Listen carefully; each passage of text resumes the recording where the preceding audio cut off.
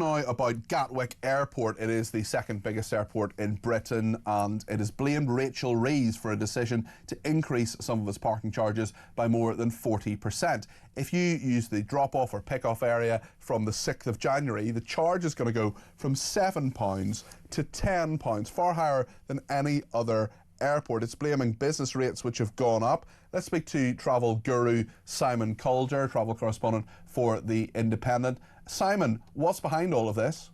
Well, if you go back just 5 years, Gatwick didn't have a drop-off charge at all, along with Heathrow. It said, no, we're a big, important airport and you don't need to pay to drop people off.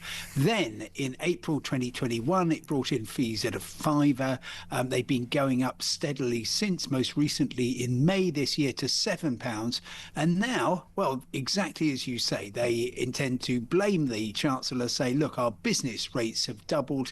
We got very few options because our charges are regulated, so we can't just say to the airlines, okay, pay us 10% more.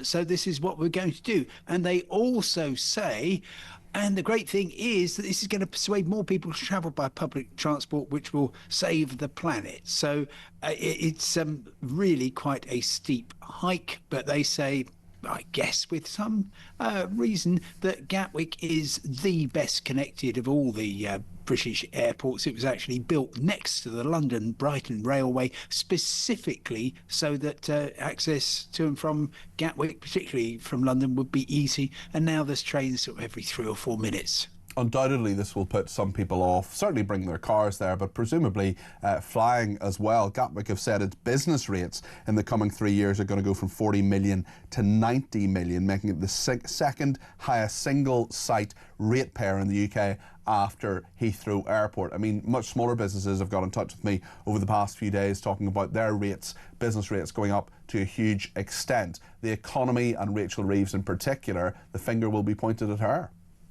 Yes, I mean, the airport says that we have very little choice.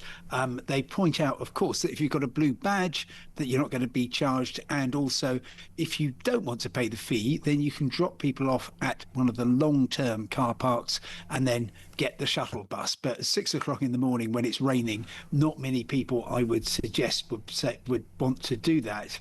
And they also say that this is going to help fund better public transport, in particular bus links, which will mean that there's many more options. However, the RAC, I think, representing pretty well the motoring community, are saying the words Happy New Year are unlikely to be uttered by drivers dropping off friends and family at Gatwick in January.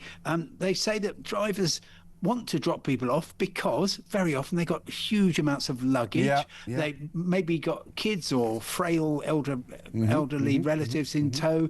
The last thing you want is to try to be getting on and off trains and all that malarkey. Well, absolutely. I feel that way too, certainly when I've been dropping people off myself. There are, just finally, Simon, there are many airports that have these charges. I note the owner of Gatwick, that oversees Gatwick anyway, as well as Edinburgh and Belfast airports, on behalf of the shareholders, has put this warning out, the second biggest operational expense. I know from my own experience of both Gatwick and Belfast and London and other airports as well, I mean, these charges are basically everywhere. Presumably there are some airports where they still haven't been implemented yet in the UK. Very few, and none of the major airports. The last airport standing was London City. They still haven't got a charge. This is the Docklands Airport in East London. It's a great airport.